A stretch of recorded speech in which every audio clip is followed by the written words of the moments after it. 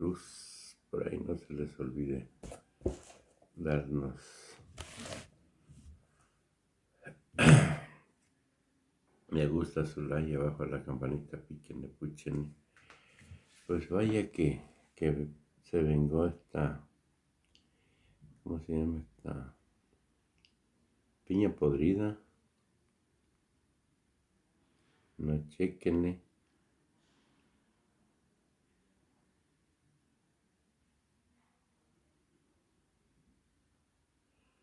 Vamos a ver. Así vendió la piña podrida.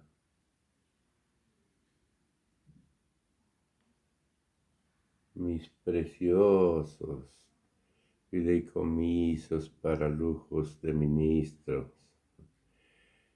Cartol de Helguera, ¿no?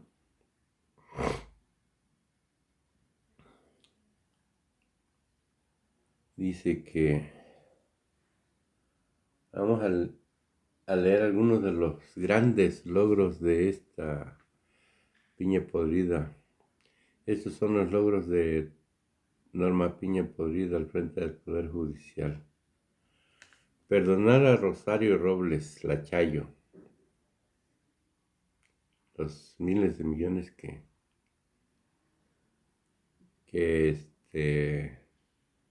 se robaron con Peña Nieto. Perdonar a Cabeza de Vaca, es el ex gobernador de Tamaulipas. Dijo que no lo tocaban. ¿Cómo están? Buenos días. Descongelar las cuentas de la esposa de García Luna. ¡Ánimo! Descongelar las cuentas de Cárdenas Palomino. Vamos a, perdonar como a todos Emilio los Luzo. miércoles, a informar sobre quién es quién Bueno, en las mentiras de la semana. Entonces, Elizabeth. Rápido, ¿eh? Con su permiso, señor presidente. Buenos días a todas, a todos. Hoy es 18 de octubre del año 2023. Esta es la sección ¿Quién es quién en las mentiras de la semana? Y pues como ustedes se pudieron haber dado cuenta, esta semana el grueso informativo estuvo lleno de noticias sobre el Poder Judicial. Así que vamos a iniciar sobre que los medios defienden privilegios del Poder Judicial, por supuesto con falsedades y mentiras. Entre el 9 y el 16 de octubre se publicaron nada más y nada menos que 2.198 notas en medios de comunicación de radio, televisión, periódicos impresos y también portales digitales informativos sobre la cancelación de 13 fideicomisos del Poder Judicial y el supuesto recorte al presupuesto. La mayoría son en defensa del Poder Judicial y críticas al Gobierno federal y al Congreso. La mayoría de estos medios de comunicación hacen eco de versiones de que se trata de una venganza contra el Poder Judicial, lo cual es falso, hay que decirlo. Tampoco, esto es para los trabajadores y también para informar al pueblo de México, no serán afectados los derechos de los trabajadores, como dicen en los medios. Están garantizados los derechos de los 55,000 trabajadores del Poder Judicial. En cambio, hay que decir también que nadie habla de los privilegios de los magistrados de la Suprema Corte de Justicia de la Nación, de los tribunales, las salas y también hay que decirlo, de los jueces. Aquí vemos el grueso informativo sobre la última semana, de lunes a lunes. Vamos con la siguiente. Inventan que el Congreso busca recortar 31% del presupuesto de la Suprema Corte de Justicia de la Nación. Cuando pensamos que no pueden ir más lejos, inventan este tipo de cosas. Medios como Excelsior y Dinero en Imagen publicaron el pasado 13 de octubre una volada de José Yuste, periodista especialista en temas de economía. También es colaborador de Noticieros Televisa. Según Yuste, la presidenta de la Corte, Norma Piña, habría pedido un aumento del 4% al presupuesto del Poder Judicial y en cambio le habrían respondido que le iban a recortar en un 31%, lo cual es una mentira. El periodista advierte que se pone en riesgo la equidad entre poderes. Eso es lo que dice en una videocolumna. Y que nos quedaríamos sin jueces. Y agrega, si alguien es víctima, pues no va a tener en el juzgado quien lo represente, de ese tamaño. Esto que señala el periodista es una mentira, no se afectará ni a jueces, magistrados, ni a ningún trabajador del Poder Judicial. Aclaremos, la Secretaría de Hacienda mandó al Poder Legislativo el proyecto de presupuesto que contempla los 84,000 millones de pesos que solicitó el Poder Judicial para el ejercicio 2024, lo que significa el aumento que pidió la presidenta de un 4% con respecto a el año 2023, es el año que corre. Mentir no empobrece, ¿verdad, señor Yuste? Ahora vamos a informar algunos datos. Hay que decir, primero que nada, que México, como se ve en esta lámina, es uno de los países con mayor gasto en el Poder Judicial. Países como España, Colombia, Perú y Argentina ejercen menos gasto en el Poder Judicial. Y pues ya encarrerados, veamos la comparación de los salarios de los ministros de la Suprema Corte entre México y otros países, como en España, que es 4 veces lo que ganan aquí en México que lo que ganan en España y 5 veces los de Brasil. También los salarios de los ministros de la Suprema Corte de Justicia de la Nación aquí en México son más altos que en Estados Unidos y Canadá. Así se las gastan. La campaña de medios aquí no termina porque ahora se fueron contra la cancelación de 13 fideicomisos del Poder Judicial. Como decía al principio de la sección, el centro del debate esta semana estuvo en la cancelación de los 13 fideicomisos del Poder Judicial que suman nada más y nada menos que 15,000 millones de pesos. El diario Reforma, fiel a su estilo, en primera fila, publicó el pasado 12 de octubre a 8 columnas. Pegaría a jubilados rasurada presupuestal a la Corte, en el cual se asegura que con la cancelación de los 13 fideicomisos del Poder Judicial, cito al diario, se pondría en riesgo las pensiones complementarias de unos 600 extrabajadores de juzgados, tribunales y la Corte. Lo mismo publicó el diario 24 Horas, pero toda esa especulación es falsa. Si creen que aquí terminaron las mentiras, el diario de Ricardo Alemán, llamado La Otra Opinión en su versión impresa, se echa una maroma para pegarle al gobierno del presidente López Obrador. Bueno, ya no sabe qué inventar tampoco. Dice en su portada, para comprar votos, así usaría Obrador el dinero de fideicomisos extintos del Poder Judicial, lo cual, además de una ridiculez, también es mentira. Hasta el presidente de la República propuso que el dinero fuera etiquetado para obra en los distintos estados de la República. Hasta aquí esto, pero vamos por partes. ¿Para qué se utilizaban esos fideicomisos? Para que todas y todos estén informados. En primer lugar, recordar que en 2006, en el gobierno de Felipe Calderón, el Poder Judicial inició la creación de estos fideicomisos para solventar, escuche bien, prestaciones extras como pensiones complementarias, gastos médicos privados, tanto en la Corte como en el Consejo de la Judicatura y del Tribunal Electoral del Poder Judicial de la Federación. Actualmente son 14 fideicomisos que superan los 21,500 millones de pesos. Esto equivale aproximadamente 4 veces el presupuesto de la alcaldía Iztapalapa. Nada más para que se den una idea cuántos privilegios hay en la burocracia dorada. En 2019, la Auditoría Superior de la Federación observó que los fideicomisos no se utilizaban para lo que fueron creados. así como lo escuchan. En realidad se estaban financiando con el presupuesto de egresos del Poder Judicial de la Federación. Hablamos de estas compensaciones complementarias y otros rubros que en un momento vamos a mencionar. La Suprema Corte de Justicia cuenta con 2 fideicomisos además para pensiones complementarias para ministros de la Suprema Corte, mandos medios y personal operativo, que asciende a 3.604 millones. Asimismo, el Consejo de la Judicatura Federal cuenta con un fideicomiso para pensiones complementarias de magistrados y jueces jubilados por 4.504 millones de pesos. En total, son 8.500 millones de pesos en 3 fideicomisos. Con los fideicomisos se financian además 600 millones para el mantenimiento de las casas habitación de magistrados y jueces. Si les hace falta una pintada, una rezanada, lo pagan del presupuesto público, del dinero de todos los mexicanos.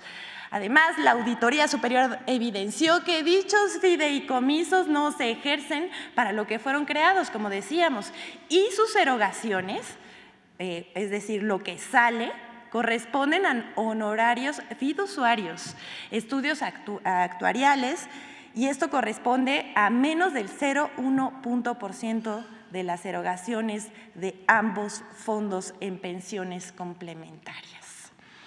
Con la canción de los fideicomisos, hay que decirlo, no se afectará la operatividad del Poder Judicial, ni derechos ni prestaciones de los trabajadores. Estas están garantizadas. Actualmente todas las prestaciones de ley y las complementarias se cubren con el presupuesto anual del Poder Judicial de la Federación en su apartado de servicios profesionales. Además, hay que decirlo también, quedará un fideicomiso con más de 6,000 millones de pesos. Los medios que hablan de la posible afectación de los derechos de los trabajadores del Poder Judicial callan las diferencias salariales, como el hecho de que los servidores superiores ganan 17 veces más que el personal operativo. Y hay que decirlo también, es anticonstitucional que los ministros de la Corte ganen más que el presidente, pero de eso tampoco hablan los medios de comunicación. Entre las cosas que no difundieron los medios también están, por ejemplo, los gastos de los mandos superiores del Poder Judicial, sus salarios y sus gastos suntuarios. El gasto anual de comidas es de 608 millones de pesos. Pero hay una partida de 386 millones de pesos destinada a la alimentación de personas públicas superiores del Consejo de la Judicatura Federal. Así como se oye, personas públicas superiores, así les llaman, burocracia dorada, que son 1,767 personas, según informó la propia representante del Consejo de la Judicatura. Hay que decir que en el Poder Judicial trabajan 55,000 personas y solamente 1,700 reciben alimentos por más de 300 millones de pesos al año. Al respecto, vamos a ver la pregunta que le hizo el diputado Hamlet Almaguer y la respuesta de Dimna Gisela Morales González, oficial mayor de la Suprema Corte de Justicia de la Nación, el día de ayer. Me gustaría preguntarle a la representación del Consejo de la Judicatura Federal, bienvenida doctora, sobre la partida 221.05, productos alimenticios para personas servidoras públicas superiores del Consejo de la Judicatura Federal, donde están solicitando un monto de 386.3 millones de pesos. ¿Quiénes son esas personas servidoras públicas superiores? ¿Cuántas son? ¿Qué categorías tienen? Para saber a cuántas personas beneficiarían en cuanto a alimentación estos 386.3 millones de pesos. Reitero que están destinados a personas públicas superiores. Efectivamente es una partida presupuestaria, como ustedes conocen, para todos los ejecutores de gasto, pues las partidas se encuentran en el clasificador. Esta es una partida que se utiliza fundamentalmente para apoyar las funciones que tienen diversos servidores públicos, fundamentalmente en el Consejo de la Judicatura Federal, y actualmente quienes hacen uso o pueden acceder, porque como señalaba, nosotros lo que tenemos que hacer es prever los recursos para apoyar o para cumplir con las obligaciones que se tienen. No significa que todos la utilicen ni que todos los utilicen al 100%. Actualmente son 1,767 personas quienes pueden acceder a los recursos que están previstos en esta partida. Pues sí, aceptando los privilegios. Si creen que aquí termine este penosísimo episodio, pues no. En el mismo presupuesto del Poder Judicial se incluye una partida de 4 millones de pesos para utensilios en alimentación. Esto, por ejemplo, pueden ser cubiertos. 4 millones de pesos. Como si fueran a comprar nuevos, además, cada año. O sea, platos, vasos, cubiertos. No entendemos muy bien. Y eso no es todo. Entre los gastos o privilegios de los servidores públicos superiores, que ya dijo la oficial mayor, son 1,767 personas, y así se les llama, servidores públicos superiores. En el Poder Judicial de la Federación está el aguinaldo del sueldo base. O sea, nada más para que vean, sueldo base con 1,416 millones de pesos. Luego, este es el aguinaldo del sueldo base. Luego está el aguinaldo de la compensación garantizada, con 3,209 millones de pesos presupuestados. Está el seguro de gastos médicos mayores, con 1,262 millones, además el seguro de separación individualizada, con 2,526 millones. Después vienen otros, pero veamos el rubro de compensaciones garantizadas, para el cual se destinarán 15,000 millones de pesos. Es el gasto mayor, es el mayor gasto que tienen en este momento. Bueno, la lista continúa. Las asignaciones adicionales a los servidores públicos superiores, como les llaman ellos, son con 4,000 millones de pesos, y los pagos por riesgo que alcanzan los 1,117 millones de pesos. Y por último, vamos a mencionar la ayuda para protección y traslado de titulares de órganos jurisdiccionales, con 282 millones de pesos, es decir, vehículos y choferes. Bueno, pues a los que defienden los privilegios del Poder Judicial les recomendamos que lo piensen mejor y que se acaben los privilegios de la burocracia dorada a costa del pueblo. ¿Es cuánto, señor presidente? Muchas gracias. Gracias.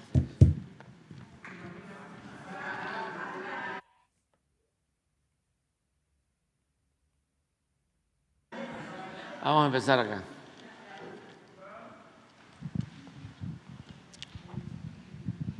Buenos días, presidente. Buenos días, Liz. Shaila Rosagel, corresponsal de Grupo Gili, El Imparcial de Sonora, La Crónica de Mexicali y Frontera de Tijuana. Presidente, bueno, mi primer pregunta es sobre el río Sonora, presidente. La Semarnat informó, la secretaria de la Semarnat, que interpusieron una denuncia, una demanda penal en contra de Grupo México porque no remedió el río Sonora después del derrame. Preguntarle, presidente, al margen de esta demanda, ¿el gobierno federal va a buscar algún acuerdo con la empresa? ¿Ha habido ya algún acercamiento con Grupo México? La secretaria de Medio Ambiente dijo en la conferencia que dio sobre el dictamen que Grupo México no contesta ni siquiera los oficios del gobierno. El incumplimiento de la empresa en la remediación podría impactar en las concesiones mineras que operan principalmente pues, allá en Sonora. ¿Y cómo se atenderá lo principal? Ella dejó muy claro, la secretaria, que lo que dicen, a mí me llamó mucho la atención, cita más o menos textual, lo que los habitantes dicen sí está pasando, es decir, el río está contaminado y la gente está enferma, o sea, sí hay gente enferma. ¿Cómo se va a atender la salud de los habitantes afectados por el río Sonora? Presidente, sería esa mi primera pregunta. Bueno, antier llegó un escrito a la Secretaría de Gobernación de parte de Grupo México con la intención de establecer un diálogo para atender varios asuntos, y uno de ellos es el de buscar una solución al problema de la contaminación del río Sonora. Están ellos pidiendo que se instale una mesa para establecer un diálogo y hacer una revisión de los estudios que hizo la Secretaría de Medio Ambiente y poder remediar esta situación grave de contaminación del río. La secretaria de Gobernación les informó que hay la mejor disposición para que se lleve a cabo este encuentro, este diálogo, el tiempo que se requiera, y desde luego que se va a invitar también a los representantes de las personas afectadas del río Sonora. Pero esa es una buena noticia, porque el lunes manifestó la empresa que quiere abrir el diálogo, quiere que se busque una solución y que están ellos dispuestos a participar. Entonces, es pues un avance, eso es lo que te puedo comentar. Presidente, el derrame en el río Sonora pues es considerada la tragedia ambiental más grande de la minería en México desde que se tiene historia. Presidente, ¿impactará, si acaso no se remediara el río, impactaría en las concesiones mineras de la empresa o todo va a depender de la actitud que tenga la empresa? Sí, sobre todo buscar resolver el problema. Y pienso que sí hay opciones, sí existe voluntad de parte de la empresa, sí se llevan a cabo acciones para limpiar el río, para potabilizar las aguas, para atender a los afectados. Todo un plan, pero no simular, no lo que se hizo la vez pasada, que nada más salieron al paso porque era una tragedia, es algo gravísimo, y con el apoyo y la complicidad de las autoridades le dieron prácticamente carpetazo al asunto. Entonces, si se hace a un lado esa simulación, esa demagogia, y se enfrenta el problema, se atiende el problema, pues yo pienso que sí hay salida y no se trata de llegar a cancelar concesiones ni nada por el estilo, solamente que no haya disposición de la empresa. Pero afortunadamente, y esto lo celebro, el lunes buscaron ya un acercamiento para que se empiece a ver esto a fondo con la Secretaría del Medio Ambiente y va a estar siempre presente la Secretaría de Gobernación. Y en cuanto a la salud de la población afectada, presidente, ¿qué es acciones? Lo mismo, es verlo integralmente. Esto tiene como antecedente el que fuimos a Cananea hace como 2 años y se inició un plan integral para el bienestar de toda la población de Cananea y de la región. Y hay el compromiso, o uno de los compromisos, era atender lo de la contaminación del río Sonora por el derrame de la mina. Y se ha estado trabajando en eso, se ha avanzado en otros aspectos, pero en eso no se había avanzado lo suficiente porque se decía que ya estaba cerrado el caso, que ya se había cancelado el fideicomiso. Todo esto pues se demostró que no es así, que no está cerrado el caso, no es un asunto resuelto, es un expediente abierto. Y por eso ahora se dio a conocer un dictamen y ya hay esta respuesta de la empresa.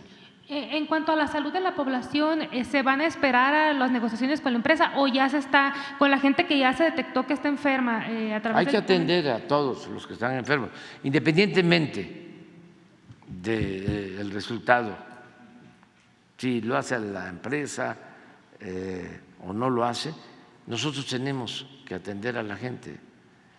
La salud es un derecho. Nosotros lo vamos a hacer, lo estamos haciendo y lo vamos a seguir haciendo. Muchas gracias, presidente. En una segunda